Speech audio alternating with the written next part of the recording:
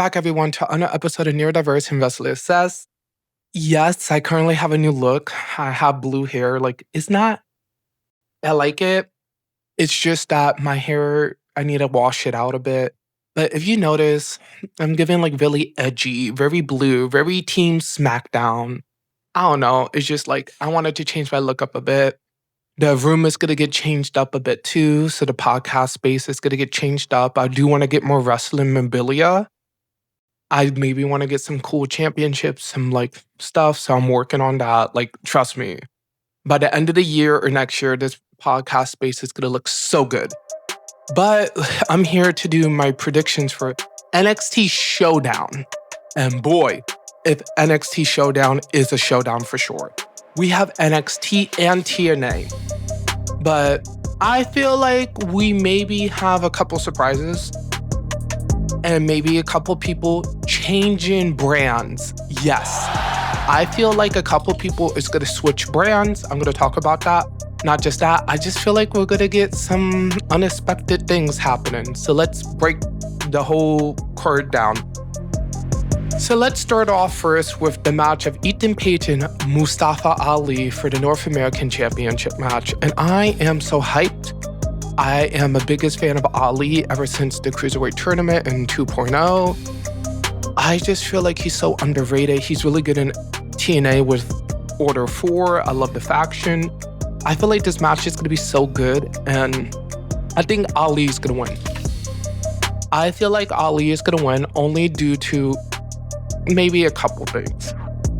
I feel like we're going to need Tasha Steelz to interfere, and we're going to need Chelsea Green to interfere. Because Ethan kind of has his own version of Order 4 with Chelsea Green and Alba. So why not have Order 4 and Ethan's... Also, Ethan was working with Vanity Project earlier in the year, so maybe we can have a little bit of Vanity Project. I wouldn't mind seeing Jackson Drake, Ricky Smokes. I don't mind seeing some of them, Bryce Donovan. Hey, let's bring Vanity Project, maybe with Ethan. But I feel like at the end, Ali's going to win due to Dr. Wagner Jr. getting involved, or we're going to have Ethan win, but it's going to lead to a giant brawl. Either or, my pick is Mustafa Ali winning, but I can see Ethan Page winning and having Dr. Wagner Jr. come out to build up that triple A X WWE and maybe X TNA event. I can see it. But this match can go either way. We can have some Order 4, we can have some Secret Harvest, we can have a little bit of El Nino de Wagner Jr. in the mix. Pretty much we're gonna get some altercations on the outside, so watch out for that. Then we get a winner takes all tag team match. So we have DarkState and the Hardys. Winner gets both the NXT and TNA World Heavyweight Championships. Any tag team can walk out with all the gold. My pick is the Hardys. There's no way that they're gonna throw DarkState that just established herself as a faction, beating one of the best tag teams of all time. I feel like they're gonna build this up because the Hardys are gonna face the Dudleys at Bound for Glory. Most likely, Bound for Glory, the Dudleys will get the titles off of the Hardys, and then the Hardys, I think they're gonna do their last round of wrestling in WWE. I feel like that's more the route they're gonna take. So this is a great way to do it. Start them out in NXT as champions, and then later back to the main roster, go full circle. And then we have the Women's Survivor Series style match for Showdown. So for Team NXT, we have Jacy, Jayne, Lola, Ruca, and Jada Parker. Versus Team TNA. And I'm gonna be honest, this is not even knockouts. We have Kelani Jordynne, we have The Inspiration, and we have Maura Shirai, formerly known as Miss Jackson. To be honest, the only knockouts in this match is The Inspiration. Maura Shirai is brand new to the Knockouts division, and Kelani Jordynne is the newest Knockouts champion. I do not know why they didn't put Indy Hartwell or Danny Luna or Jody Dredd or Zaya Brookside or the Angel Warrior Zaya or Lei Ling.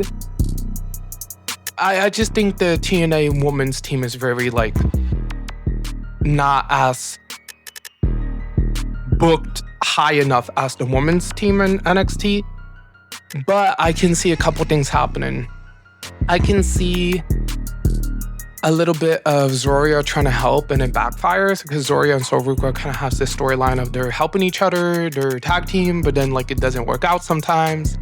It's more likely Ruxora, I don't even know how to pronounce her tag team. It's like both of their names combined. It's unlikely they're gonna make it through soon because I feel like Soul is about to lose some of her titles because like she's currently on SmackDown. She just won a match on SmackDown. Like, I don't know how that's gonna all play out. I can totally see Lola Vice getting mad at Lady Reed because Lady Reed would maybe try to help Jacy win the match, and Lola, sadly to find out Lady Reed was the one who attacked Lola Vice. Very like, that storyline is just a mess now. But at the end, I feel like Kelani Jordynne is just gonna go TNA. Like, I think for her in the storyline sense, not like actually, but like in the storyline sense, it makes sense for her to turn on NXT because every time she got an opportunity, everyone in the locker room always say stuff in backstage segments, kind of like pushing her aside. Like it's Kelani's time. And to have her win as TNA's Women's Knockout Champion on this show and kind of had that storyline of Kelani teaming up with the TNA girls would be good. So I'm going to say that Team TNA wins this match. And then we get the main event, and boy, is it hectic. We get Ricky Saints, Trick Williams, Giovanna Evans, and Myles Borne, Team NXT versus Team TNA's Mike Santana, Frankie Kazarian, Moose, and Leon Slater. Guys, this is just going to be a straight up brawl. Almost every person has a counterpart in this match. Leon Slater counterpart is Javon Evans. Ricky Saints counterpart, it's literally Frankie Kazarian. Trick Williams counterpart is literally Mike Santana. Moose and Myles Borne, not really, but almost everybody in this match has another version of them if you really think about it. So the egos are going to be all over the place. I can see most of the match is the main storyline of Mike Santana cannot hit Trick or else he loses the Bound for Glory match. So I think that's going to be in play. But at the end, I do feel like we're going to have Ricky Saints' team pick up the win. Only because Mike Santana's going to go after Trick later in the match, causing them the match because the Heat, Frankie Kazarian, and Moose ain't going to get along. And Leon Slater is going to be sadly the one to pick up the loss because everyone else on Team TNA is not just getting along. And at the end of the show, I don't think it's going to be the end. I think we're going to end with a big brawl. Not just that.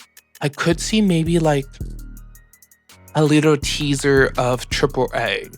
I don't know, maybe like a couple of AAA stars watching the chaos backstage or like in the crowd.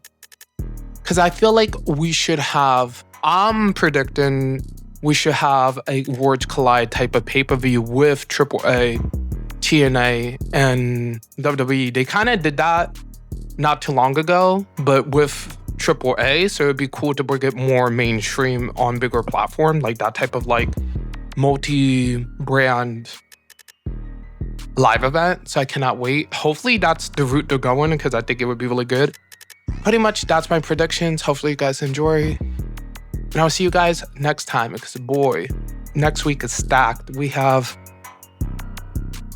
NXT Showdown, we have Bound for Glory, and we have Crown Jewel. So I'm hyped. So I will see you guys next time.